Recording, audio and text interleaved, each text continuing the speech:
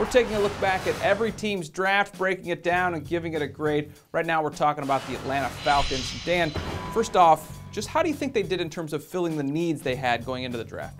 Well, they didn't have great flexibility going into this draft after trading their first and fourth rounders in this year's draft as part of the package that let them get Julio Jones in the deal with the Browns last year. But with the picks they did make, they addressed those areas that needed shoring up. Offensive line is where they started out.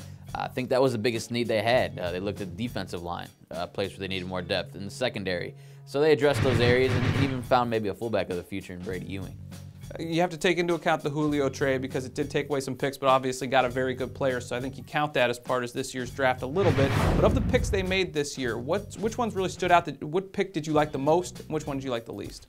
Well, I like how they started, drafting Peter Kahns in the second round. He comes in as a center, but I think he's going to play right guard for the Falcons this year. I think he'll move back to the middle maybe when Todd McClure ends up retiring or moving on to a new club.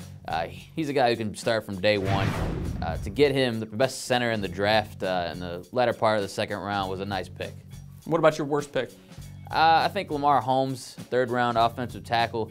We didn't have him quite that high on our board. I thought that, looking at offensive tackle around the league, generally you're going to find starters in the first or second round. That's where the vast majority of starting offensive tackles come from. Lamar Holmes as a third rounder. I think he could have found a starting player at a different position in that round. I'm not sure he is going to be that one guy. So overall, wrap it all up, give it a grade. How did they do? I'm going to go C-. You can almost give them two different grades if you included the Julio Jones deal. You have to keep keep that in mind, obviously.